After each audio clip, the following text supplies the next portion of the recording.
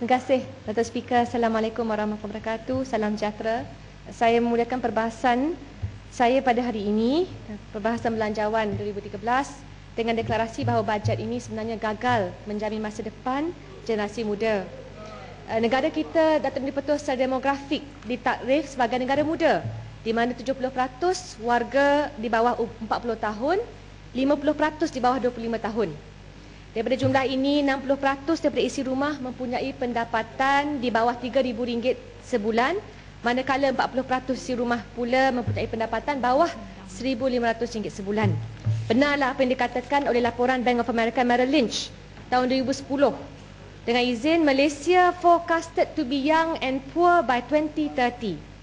Malaysia's relatively high population growth rate will see the country remain comparatively young over the next 2 decades, but economic growth is not expected to keep pace with population expansion. Oleh demikian adalah menjadi tanggungjawab, seharusnya menjadi tanggungjawab dan keutamaan mana-mana kerajaan untuk mengelak jangkaan tersebut daripada direalisasikan. Bajet kerajaan harus beri tumpuan untuk memperkasakan daya saing golongan muda di tanah air dan juga di persada dunia, insya-Allah. Hari ini, Datuk Dipertua, dunia menyaksikan satu proses demokrasi yang penting. Debat pertama antara Presiden Obama dan pencabarnya Mitt Romney daripada Parti Republican. Malang di Malaysia bukan sahaja dicanang oleh Perdana Menteri sebagai, dengan izin, the best democracy in the world, tapi Yang Berhormat Pekan tidak mahu berdebat dengan Ketua Pembangkang, malah berdegil, tak mahu hadir pun dalam Dewan untuk mendengar perbahasan yang dikemukakan oleh Yang Berhormat Permatampau. Pada saya, di manakah perginya kebertanggungjawaban kepimpinan demokrasi terbaik di dunia? Kita mahu tinggalkan satu khazanah yang penting bagi anak-anak muda. Anak-anak muda jangan terpukau dengan kepimpinan demokrasi palsu. Apa guna ada piala Perdana Menteri di sekolah-sekolah jikalau Perdana Menteri sendiri tak menunjukkan contoh yang terbaik dalam hal ini. Datuk Yang Dipertua, hakikatnya anak-anak muda sekarang terpaksa pasrah dengan peningkatan gaji sebanyak 2.6% berbanding dengan inflasi. Inflasi kadar puratanya dalam 10 tahun kebelakangan adalah 3.2%. Tujuan kerajaan seperti yang diumum oleh Economic Transformation Program ini akan mengeruhkan keadaan. Kenapa? Ini seolah-olah menjangkakan mahu merealisasikan apa yang diunjur oleh Merrill Lynch, iaitu ETP menyatakan nisbah gaji pekerja berbanding keuntungan syarikat akan menurun daripada 28% hingga 21% sekarang. Lalu penekanan bajet BN adalah kepada jangka atau langkah jangka masa pendek. Unjuran peratus tambahan hasil pendapatan negara untuk tahun depan, Datuk Dipertua, hanya sekadar 0.7% naiknya daripada 207 bilion sampai 286 bilion ringgit. Antara yang terkecil sejak 1999, our revenue, the smallest percentage since 1999, dengan izin. Kerajaan hanya bertumpu walaupun dengan keadaan kemelut sebegini kepada transformasi hiasan, bukan pelaksanaan reformasi struktur. Jadi untuk memastikan jumlah lebih tinggi diperuntukkan untuk bajet pembangunan, hasil pendapatan ini harus kita fikir secara serius, khusus dalam usaha mengurangkan ketirisan dan pembaziran, insya-Allah, untuk meningkatkan revenue. Pada hemat saya ada dua faktor. Boleh sikit sebelum berpindah topik lain. Silakan Yang Berhormat Datuk Speaker. Terima kasih Datuk Speaker. Saya cuma nak mencelah di sini kerana pagi tadi ada dibangkitkan dan dijawab oleh Timbalan Menteri Kewangan, tapi saya tak sempat nak menyambung perkara itu. Isunya ialah semasa mesyuarat APEX, ada beberapa pemimpin kerajaan yang mengendengahkan kebimbangan mereka termasuk kepada negara-negara seperti Malaysia, iaitu kebimbangan mereka terhadap kehilangan hasil yang sangat signifikan. Maknanya kebergantungan negara-negara seperti Malaysia ni terhadap revenue akan datang ni nampak gaya makin menurun, dan sejajar seperti yang Lemah Pantai bangkitkan tadi sangat relevan. Agaknya kerajaan dalam bajet ini pun tidak menumpukan sebagaimana isu untuk menyediakan jaringan supaya hasil kita ni tidak tidak terbazir dan gagal kita kutip sebagaimana yang sepatutnya. Dan saya rasa Lembah Pantai juga menyebut perkara yang mustahak, makna kebimbangan ini selaras dengan ketua-ketua kerajaan yang pada bersidang dalam APEC menyuarakan ini yang tidak ada jawapan daripada pemimpin kerajaan kita termasuk Perdana Menteri tentang isu ini. Saya tak lagi pandangan Lembah Pantai. Terima kasih. Terima kasih Yang Berhormat Berendra Mahkota dengan Datuk Speaker. Memang kerana itu saya fikirkan bila nampak ya untuk tahun 2013 0.7% ya, antara yang terendah sejak 1999. Perkara ini harus diberikan dengan tumpuan yang begitu serius oleh kerajaan, khusus bagaimana mampu perbaiki ya status yang sedia ada. Datuk Yang Dipertua, saya harap dapat dimasukkan apa yang disebut oleh Yang Berhormat Indra Mahkota dalam ucapan saya. Ya, faktor pertama, saya fikir yang terlepas pandang oleh kerajaan dalam bajet ini adalah pengurusan ekonomi silap mata. Saya sebut silap mata kerana apa? Semenjak 1999, Barisan Nasional menggunakan bajet defisit setiap tahun, meletakkan ekonomi negara di tahap yang paling lemah berbanding negara-negara di Asia. Hutang kerajaan persekutuan, laporan ekonomi menyatakan akan mencecah 53.7% daripada KDNK ataupun 502.4 bilion. Ini kalau diambil masuk sekali contingent liabilities ataupun hutang di luar jangka yang dijamin oleh kerajaan, sudah tentu dah melebihi, dah melanggar undang-undang had ceiling yang ada. Hampir 67% daripada KDNK.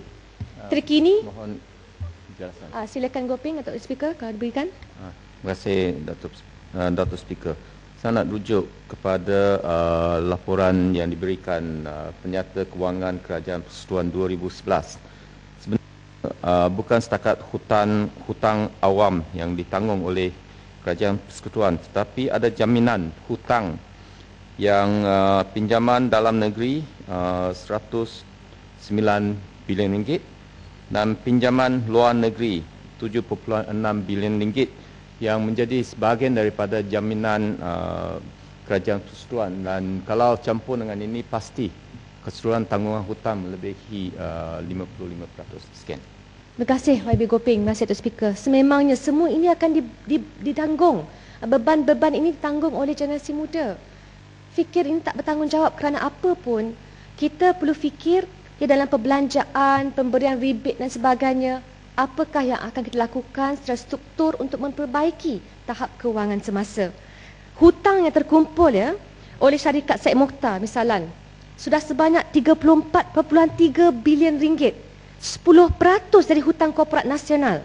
Kalau kita banding dengan kes Renault hanya, atau bukanlah hanya kan, tapi 20 bilion ataupun 8% dari hutang korporat nasional ketika itu. Sekarang dah 10%. Adakah kerajaan mampu berikan jaminan bahawa hutang ini tidak akan diselamatkan? Kerana dari segi track record prestasi pakar bailout ni, kerajaan BN nombor 1. Dia memang akan bantu bailout mereka yang terpilih. Saya juga rujuk kepada statistik setera unjuran. Oh, kena bagi ni. Terima kasih. Betul? Gombak. Datuk Ketua dan Yang Berhormat Lembah Pantai, saya kagum dengan keupayaan Lembah Pantai dalam mengupas unjuran dan angka serta statistik ekonomi dalam negara. Dan beliau tadi telah menyentuh isu hutang negara yang sudah hampir mencecah 55% daripada KDNK. Saya ingin mendapat pandangan daripada Yang Berhormat Lembah Pantai dalam laporan yang terbaru yang dikeluarkan oleh Market Watch, ya, Filipina dan Indonesia hari ini telah dilihat muncul sebagai harimau ekonomi Asia Tenggara. Dan kalau kita lihat perangkaan, hutang Kerajaan Persekutuan Indonesia sekitar 25% sahaja daripada KDNK. Manakala Filipina sekarang mencecah 41% daripada KDNK. Persoalannya bagaimana negara Filipina dan Indonesia mampu mengangkat keadaan ekonomi ke tahap yang lebih baik, sedangkan Malaysia hari ini tertinggal jauh daripada negara-negara di Asia Tenggara. Boleh saya dapat pandangan dan penjelasan Lembah Pantai? Terima kasih Berhormat Ju. Dan saya fikir salah satu sebabnya adalah bila kita bercakap itu, kita perlu beri kepercayaan kepada statistik yang dibawa oleh kaki tangan kerajaan. Kita punya Economic Planning Unit misalan. Kita juga banyak badan-badan agensi yang membantu dalam memberi fakta-fakta dan jangan dipolitikkan. Masalahnya sekarang terlalu banyak dana, terlalu banyak usaha ditumpukan untuk apa? The public relations exercise for the Prime Minister. Sama juga dengan pemandu. Saya fikir sebenarnya ia mengganggu gugat kerja yang seharusnya diteruskan oleh badan-badan kerajaan termasuk kementerian. Jadi yang berhormat, saya bimbang. Kerana apa? Kerana ini merupakan tahun ke-16 kita akan alami defisit. Jadi kalau sekarang ni kita nak nak mengatakan kita yang paling hebat di seluruh seantero dunia, siapa yang akan tanggung beban?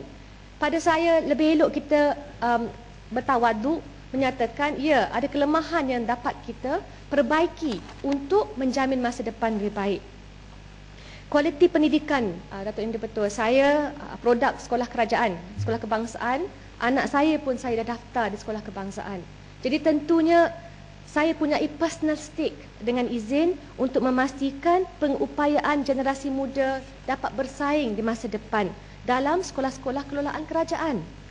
Saya nampak kita kerajaan BN belanja secara purata 5% KDNK, antara yang tertinggi di Asia untuk pendidikan. Hanya yang mengecewakan tahun ini hanya 38.7 bilion ringgit berbanding tahun lepas 50.4 bilion. Tapi dengan kewujudan satu lagi pelan pembangunan pendidikan, saya nampak ya kerajaan sedar kelemahan. Apa kelemahan kita cakap tentang pendidikan ini? Pertama, Trends in International Mathematics and Science Study. Dilaporkan bahawa 18% pelajar kita gagal mencapai tahap kemahiran minima dalam bidang matematik dan 20% gagal dalam bidang sains tahun 2007. Kita nak banding tahun 2003. Tahun 2003 hanya 7% gagal untuk bidang matematik dan 5% dalam bidang sains. Maksudnya selepas diperkenalkan PPSMI, kita jatuh 2 kali ganda dalam bidang matematik dan 4 kali ganda dalam bidang sains.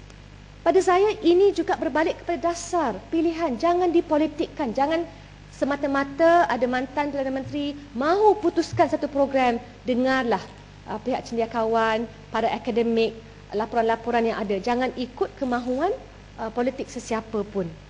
Jadi 8 bilion ringgit Datuk Diputua, 8 bilion ringgit for PPSMI. Can you imagine? Dan dalam program for International Student Assessment 2009, Malaysia dalam kedudukan sepertiga terbawah daripada 74 negara yang menyertai program tersebut. Jauh lebih rendah daripada purata antarabangsa yang menunjukkan bahawa tahap kemahiran pelajar tingkatan 3 di Malaysia ini seakan-akan 3 tahun ke belakang. Pelajar tingkatan 3 kita sama dengan pelajar darjah 6 di Singapura, Korea Selatan, Hong Kong dan Shanghai. Ini dalam laporan blueprint, laporan awal pelan pembangunan pendidikan. Malangnya dengan pendedahan kelemahan sebegini, kerajaan masih lagi enggan. Pada saya ada 4 laporan utama yang terkandung dalam laporan pembangunan pendidikan, iaitu UNESCO Report 2012, World Bank, Independent Malaysia Review Panel dan Independent International Review Panel. Jangan gunakan silap mata di sini, ya Tuan Diputua. Kita wajib diberi akses kepada laporan-laporan terperinci. Beri menerusi laman web kementerian, biar orang baca dapat bagi maklum balas yang lebih baik.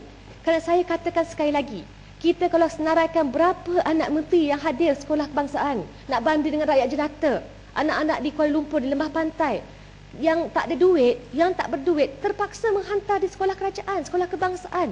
Makanya berilah penumpuan, penekanan. Jangan cuba disembunyikan daripada pengetahuan ramai. Faktor kedua, Tuan Ketua, saya fikir tentunya tadi yang berhormat daripada Indra Mahkota sebut, salah satu perkara yang menghantui Malaysia tentunya aliran wang haram, melebihi 900 bilion ringgit. Memang ini sangat-sangat dikesali. Saya juga melihat aktiviti-aktiviti komunisme seperti bayaran royalti minyak yang tidak adil kepada pengeluar-pengeluar minyak.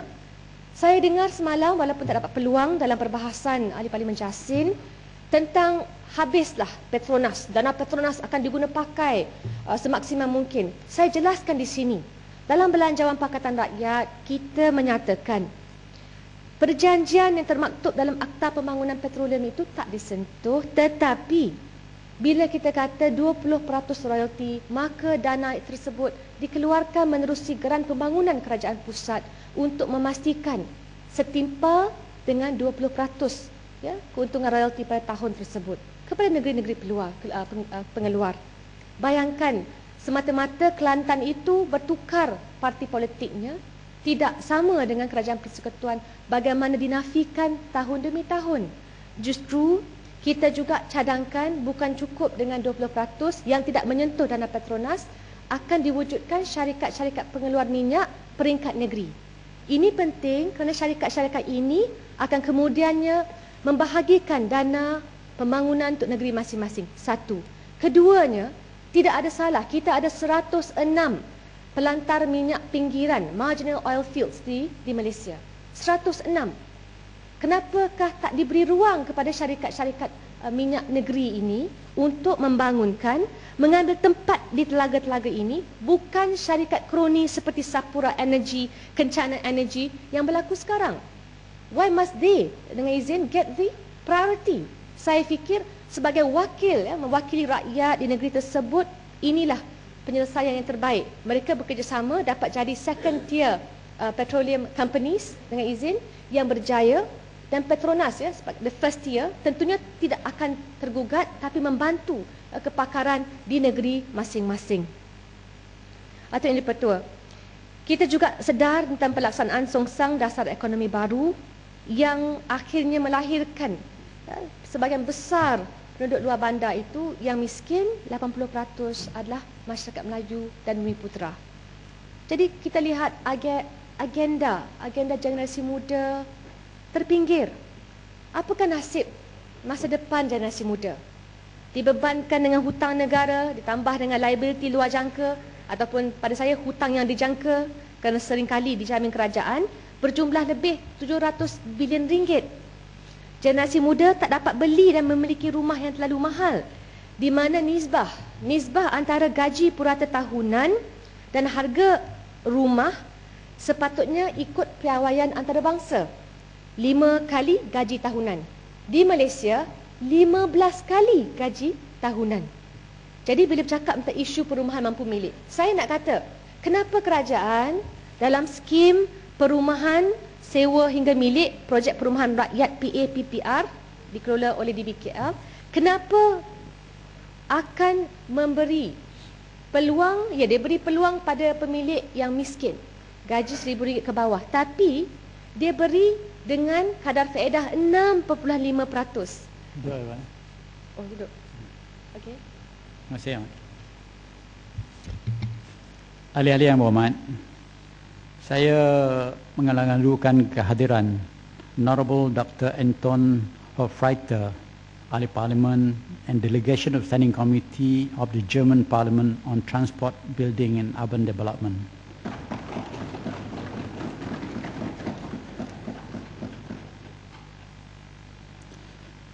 Kedewan yang mulia ini, semoga kehadiran delegasi ini akan mengakrabkan lagi hubungan baik antara Parlimen Malaysia dan Parlimen Jerman yang telah sedia ada terjalin erat. Ya, Terima kasih Datuk Speaker. Kita lalukan juga ke saya bersama menyambung tadi. Kalau kita lihat setengah mereka yang rapat dengan menteri dapat kadar faedah 2% untuk pinjaman kerajaan. Kenapa orang miskin yang telah dikenali, ditahu statusnya, tahu mereka tak mampu, diberi peluang tapi diberi charge 6.5%. Pada saya tak masuk akal. Kita kadang-kadang bila bercakap tentang tanggungjawab kerajaan, perumahan ini adalah salah satu tonggak kepada tanggungjawab kerajaan. Kerana itu dalam Pakatan Rakyat kita anjurkan dan belanjawan penubuhan satu lembaga perumahan negara yang berserta dengan kaedah seperti skim separa milik rakyat miskin, bina jual dan sebagainya. Saya rujuk kepada kenyataan Rehda. Rehda bercakap tentang prima dan sebagainya, tawaran dalam bajet BN untuk perumahan. These measures may be good to help first-time buyers to purchase their first homes now, but there is no mechanism in place to protect future buyers who will end up bearing the brunt of a situation that will only worsen in future. Siapa dia? Salah seorang Kaunselor Datuk Jari Chan daripada Real Estate and Housing Developers Association Malaysia, Rehda. Dia sebut, Datuk Yang Pertua, beliau sebut, instead of introducing short-term measures, Putrajaya should look at Singapore's Housing Development Board HDB flats model. Seperti seiring dengan apa yang ditawarkan oleh Pakatan Rakyat. Jadi saya fikir bila kita mahu memberi sesuatu, sama ada rebate tunai, RM200 untuk anak muda beli handphone, fikirkan juga bagaimana mereka nak bayar bil dari bulan ke bulan untuk tahun ke depan. Sama juga dengan perumahan, what can they do, how will they finance the houses in future dengan izin. Jadi Datuk Yang Pertua, generasi muda juga akhirnya bila bercakap tentang semua penekanan yang diberikan oleh kerajaan, saya fikir tak boleh kita lupa kerajaan mampu dan sudah memaafkan ramai teman-teman rapat golongan elit. Sama ada Datuk Tajuddin Ramli atau pelbagai kes. Tapi bila bab bercakap tentang orang muda, kena bayar, wajib bayar hutang pinjaman PTPTN. Tapi kualiti pendidikan, kelayakan untuk diambil kerja masih rendah dan tidak terjamin. Sekarang setakat 40,000 orang siswazah IPT seluruh negara masih lagi mencari pekerjaan. Dan Timbalan Ketua Setiausaha Pengurusan KPT, Datuk Omar Abdul Rahman, ini saya bimbang. Dia kata terdapat segelintir siswazah ditawarkan pekerjaan secara sambilan memandangkan belum terdapat kekosongan jawatan tetap yang sesuai dengan kelulusan mereka. Yang saya bimbang kenapa? Dinukilkan oleh Paul Krugman. Paul Krugman bercakap tentang graduate unemployment yang berlaku di Amerika Syarikat. Bila mereka ini dipaksa bekerja dalam kerja sambilan ataupun mana-mana sektor bawah daripada kemampuan dan tahap ijazah mereka, mereka akan terkesan dari segi upward mobility, dari segi masa depan, dan ini menggugat perjalanan kerjaya mereka. Jadi walaupun difikirkan jangka masa pendek, impaknya sampai bertahun-tahun sehinggalah ke kenaikan pangkat dalam masa depan. Ya. Jadi saya nampak, graduan diperintahkan untuk membayar hutang. Benar, Islam mewajibkan kita membayar hutang. Tapi sebuah kerajaan yang baik, yang bertanggungjawab akan cuba sedaya upaya untuk melunaskan hutang yang dilihat membebankan masyarakat terbanyak.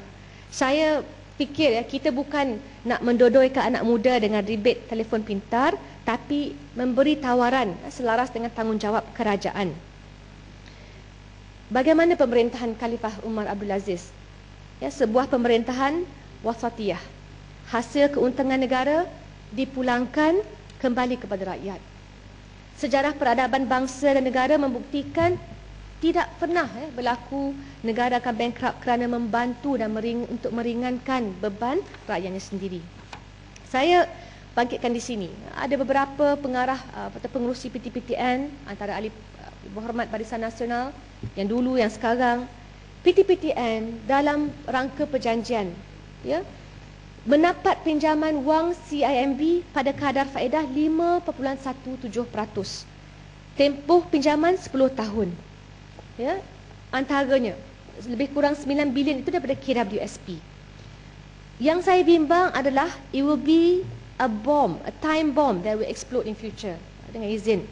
Laporan Ketua Audit Datuk Yang Pertua 2009 menjelaskan tahap kewangan PTPTN akan mengalami aliran tunai defisit RM45.89 bilion menjelang 2016. Kita ambil kira juga pengurusan dia. Pengurusan dia dalam laporan Ketua Audit bagi tahun 2010, baki pengeluaran pembiayaan kasar berjumlah 24.42 bilion tak dapat disahkan kerana wujudnya perbezaan antara ledger am dan senarai nama peminjam. Ini diuruskan dengan begitu bobrok sekali. Silakan. Kena habis masa yang nak habis dah. Kalau nak habis saya minta maaf Sikit. Okay, less than half a second. Terima kasih. Ketika Rembau berhujah mengatakan bahawa dasar dalam Pakatan Rakyat untuk memberikan pendidikan percuma dan menghapuskan PTPTN, mengatakan bahawa pendekatan ini ditolak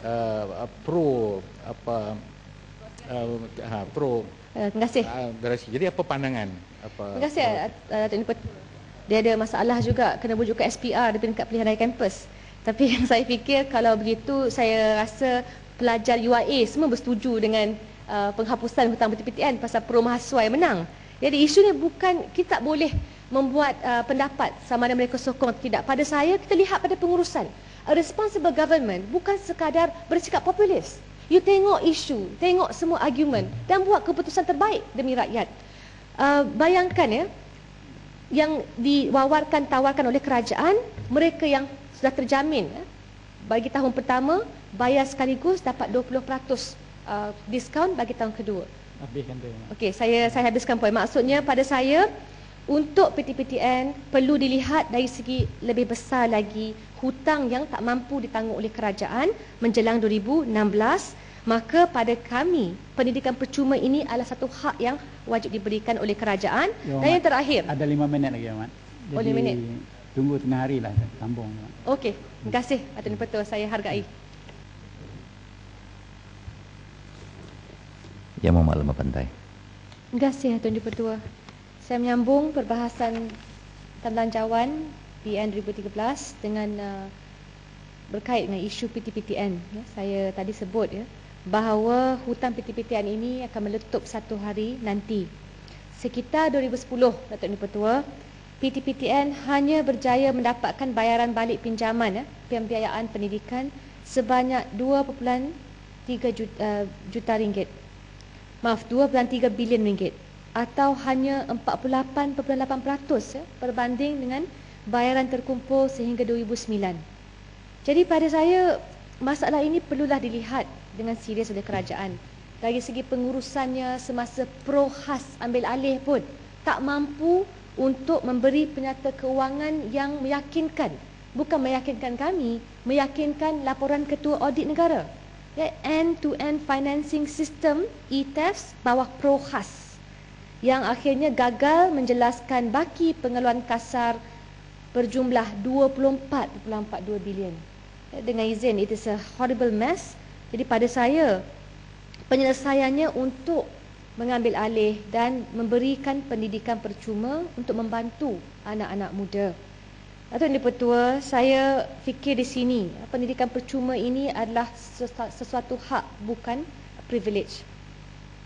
Dan saya juga ingin bangkitkan di sini tentang isu peluang saksama. Peluang saksama ini adalah satu tuntutan moral yang tak dapat dipenuhi oleh kerajaan BN. Kerana itu saya katakan kita bukan sahaja melihat sebuah kerajaan persekutuan yang punyai defisit fiskal, tapi juga defisit moral.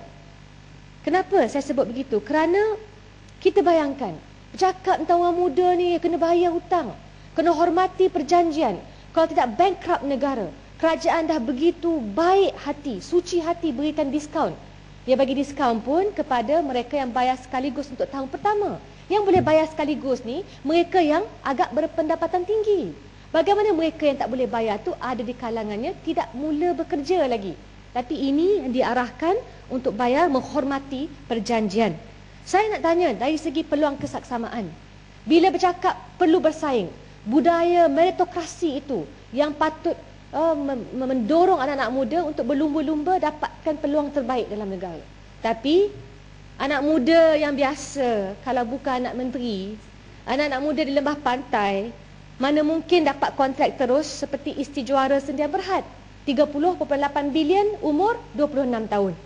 Anak menteri dapat sekarang ini yang terbaru dalam belanjawan atau bajet BN 366 juta ringgit untuk menaik taraf institut IKBN di seluruh negara. Saya nak tanya, adakah program pemerolehan penyelenggaraan ini diberikan juga kepada syarikat anak menteri seperti Istijuara ataupun diberikan secara tender terus? Anak-anak muda lain pun nak tahu, kalau macam ni adalah peluang dapat jadi anak menteri je, tak kisah 23 tahun ke 24 tahun dapat kontrak kerajaan. Kedua, anak-anak muda mana yang tak mahu mendapat satu projek dengan kait namanya Airspace Restructuring Project untuk KLIA 2, Datuk Indi Petua. Anak Menteri Ahli Parlimen Rompin dapat menerusi kerjasama dengan Selex. Baru saja ditantangani semalam. Jadi saya nak tanya, adakah ini dibenarkan? Adakah ini merupakan satu prinsip yang dapat dijadikan inspirasi untuk anak-anak muda lain? Yang lain kena bayar hutang, tapi anak menteri memang dapat directly hundreds of million worth of projects dengan izin. Dan saya juga nak tanya, anak muda mana yang tak mahu konsesi lebuh raya, penjana kuasa elektrik, pembelian ESO jadi patron? Ya? Oh, okey, benda kata saya pun nak sebenarnya, tapi tak boleh lah kan, kalau dah jadi anak menteri itu tak boleh. Dia ada, kena ada had, kerana kita perlu berikan contoh yang terbaik. Jadi ini sangat membimbangkan saya. Bayangkan anak muda lain pun dia tengok, bila dia ada akaun, dia tubuhkan syarikat. Misalan syarikat Yayasan Gerak Bakti Kebangsaan, nama dia. Sejak 2009, syarikat tu akaunnya tak aktif. Tak aktif, tapi dapat mengadakan transaksi dengan syarikat besar seperti SP Setia. Tak aktif pun tak apa, pasal ROS takkan siasat. ROS dia seluruh kekuatan tu, dia siasat suaram saja.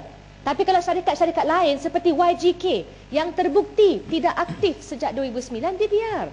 Jadi saya nak tanya, adakah ini merupakan inspirasi bagi anak-anak muda lain ya, yang memang berlumba-lumba nak bayar hutang?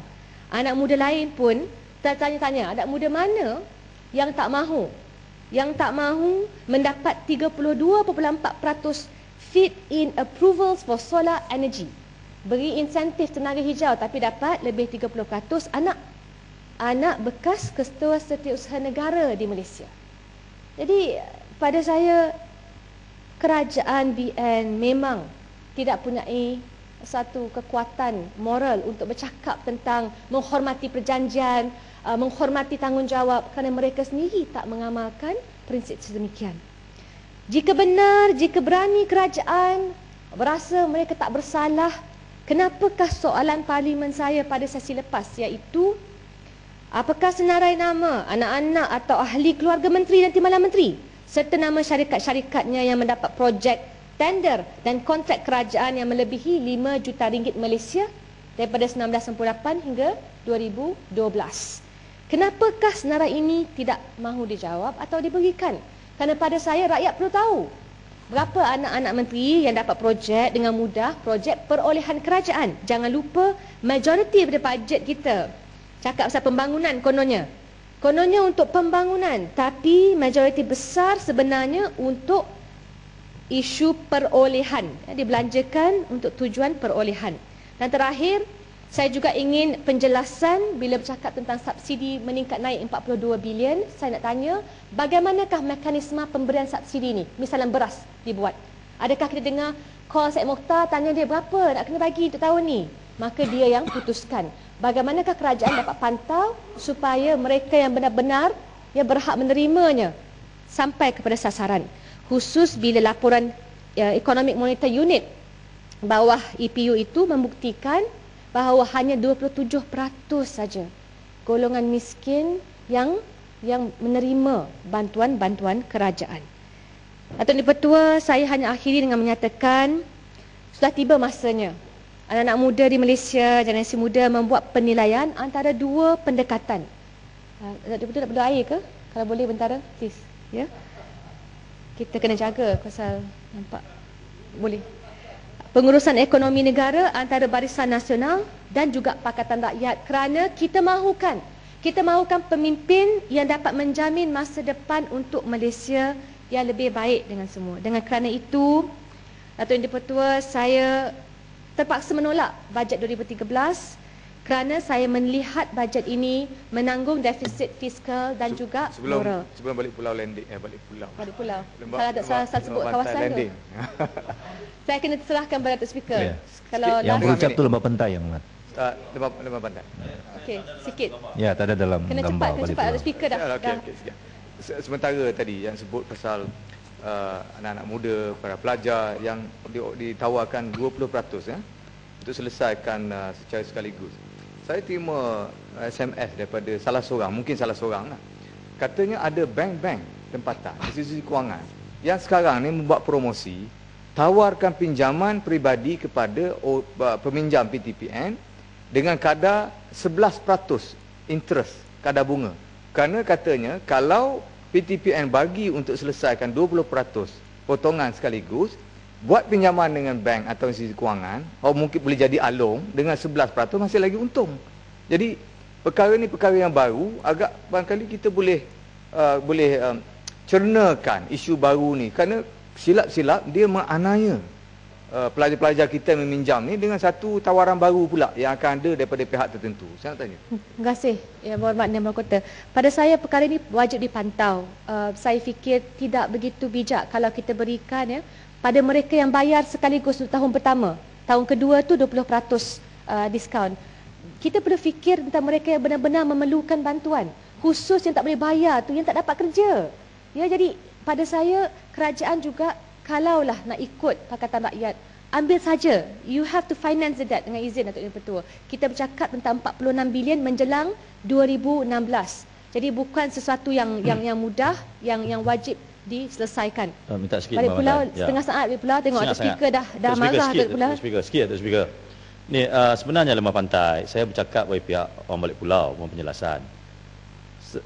Saya tahu sehingga hari ni ramai lagi anak-anak orang kampung ni yang dapat tawaran belajar. Ini belum cerita PTPTN. PTPTN ni kita masuk berapa bulan selepas itu baru kita dapat. Kadang duit mula nak pergi ni pun tak ada.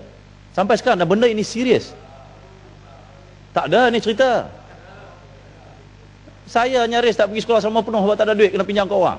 Ini samalah cakap kan. Tapi yang saya katakan di sini, walaupun kita bincang cerita PTPTN ini cerita sebenarnya beban dia tu bermula seawal dia dapat surat tawaran tu nak pergi tu. Kadang cerita dia cerita RM100,000 ke bawah ni. Kadang RM500. Jadi saya rasa perkara ni perlu diberi perhatian oleh pihak kerajaan. Terima kasih Datuk Pulau, terima kasih Datuk Pertua. Saya hanya akan habiskan dengan menyatakan saya minta kalau kerajaan boleh melihat sendiri daripada struktur PTPTN itu sendiri bagaimana diuruskan ya. Dari segi penyampaian satu bab, tapi dari segi pengurusan pun terlalu bobrok, terlalu banyak masalah dan yang akhirnya kalau kita ambil penyelesaian jangka masa pendek akan membebankan kita khusus bila peratusan yang membayar balik itu jumlahnya terlalu kecil. Terima kasih Datuk Yang Pertua.